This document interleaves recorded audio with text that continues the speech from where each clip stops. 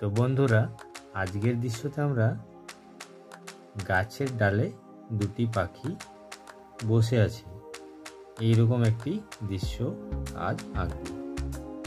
দেখো, প্রথমেই আমরা গাছটাকে একদম সামনে রেখেছি যাতে পাখিগুলো পরিষ্কার দেখা যায়। তো এখান থেকে একটা ডাল আমরা এইদিকে নিয়ে যাব, একটু আঁকা বাঁকা করে নিয়ে যাব। তারপর এই ডালের উপরে আমরা দুটি পাখি করব। এখান থেকে আস্তে আস্তে গাছের ডাল যেমন শুরু হয়ে যায় সেই রকম শুরু করে দিলাম। এরপর কিছুটা গিয়ে উপরে কয়েকটা আরো ডাল আছে, সেইগুলো একটু আঁকা বাঁকা করে। গাছের ডাল যদি খুব সোজা খুব সুন্দর করে করো তাহলে অতটা ভালো লাগবে না, তাই গাছের ডালটা একটু আঁকা বাঁকা করলে দেখতে ভালো লাগে। এখান থেকে অনেক শাখা পোশাখা আছে, এই দিক থেকেও একটা ডাল বেরিয়ে গেছে।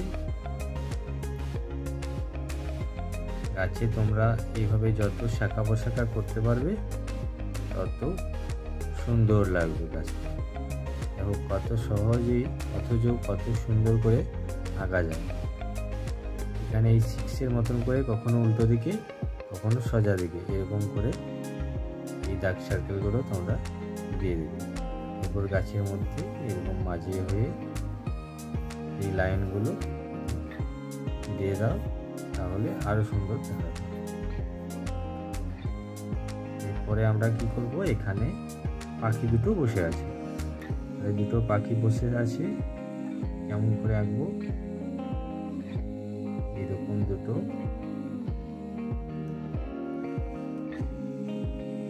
দুটো পাখি বসে আছে এইভাবে করো। এখান থেকে একটা গোল, আর এখানে থাকবে দুদিকে একই দিকে মুখ করে বসে আছে দুটো পাখি। এখান থেকে এর ডানা এইদিকে দেখা যাচ্ছে আর এই ডানা এইদিকে দেখা যাচ্ছে, আর একটু লেজটা দেখা যাচ্ছে। তাহলে এখান থেকে গাছের ডালে দুটো পাখি হলো। আর এরপরে যেহেতু এই ডালটা সামনে আছে তাই এখানে কয়েকটা পাতা করলে দেখতে আরো ভালো লাগবে। এইভাবে তোমরা কয়েকটা পাতা এখান থেকে করে দেবে।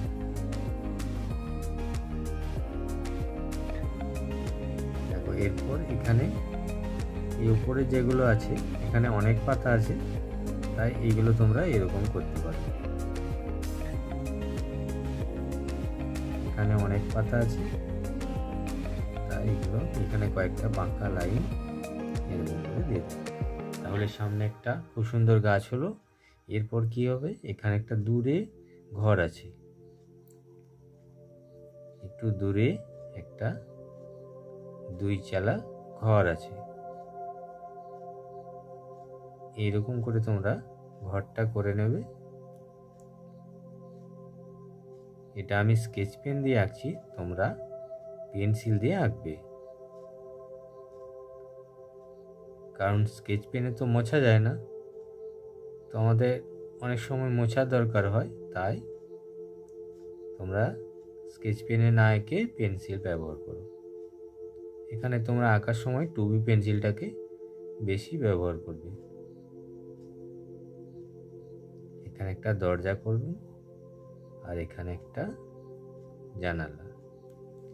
তাহলে এই ঘর হলো আমাদের।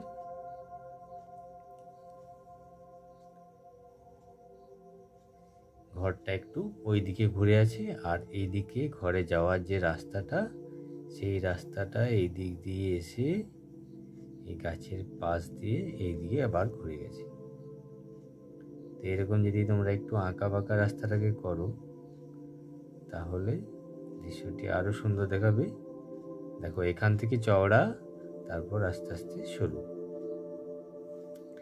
এরপরে এই ঘরের পিছনে একটা কলা গাছ আছে।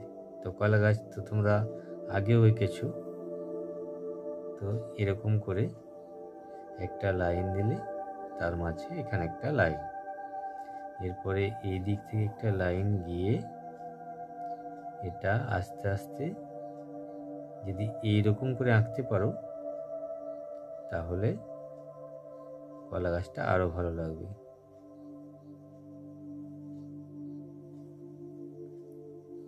এইরকম লাইন দিয়ে একটু গেল, আবার ভেতরে গিয়ে এই কলার পাতাগুলো ফেটে গেছে, তাই এরকম দেখাচ্ছে। সব পাতা ফাটে না, নিচের পাতাগুলো ফেটে যায়।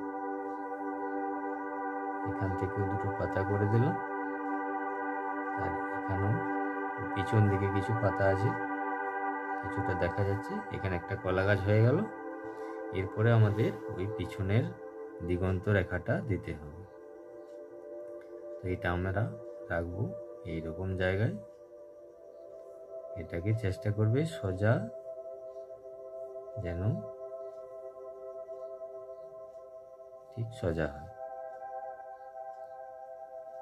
এরপরে কিছু দূরে যে গাছপালাগুলো থাকে এগুলো একটু উঁচু নিচু করে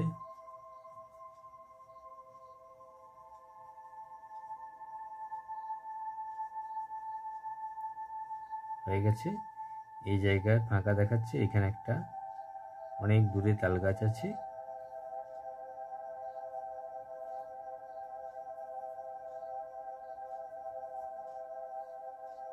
এখানে একটা তাল গাছ আছে, আর এখানে আকাশেও মেঘ ভেসে যাচ্ছে কিংবা পাখি উড়ে যাচ্ছে। তো এখানে আমি একটা মেঘ ভেসে যাচ্ছে এরকম করব। এরকম প্রত্যেকটা পার্ট ছেড়ে ছেড়ে একটা একটা করে লাইন দিয়ে সুন্দর করে একটা মেঘ। তারপরে এখানে কয়েকটা পাখি অনেক দূরে উড়ে যাচ্ছে, বেশি না করে 2-3টে করলেও ভালো লাগবে। আর এই জায়গায় একটা, এখানটা অনেকটা ফাঁকা লাগছে, তাই এখানে আমি এই গাছের গুড়ির কাছে কিছু এরকম ঘাস করে দেব, একটু বড় বড় করে। আর এই কোণটাতে একটু ঘাস করে দেব। এরপর দেখো দৃশ্যটি কত সুন্দর লাগছে। তো এরপরে তোমরা এটাকে নিজে নিজে আঁকার চেষ্টা করো আর রং করার চেষ্টা করো।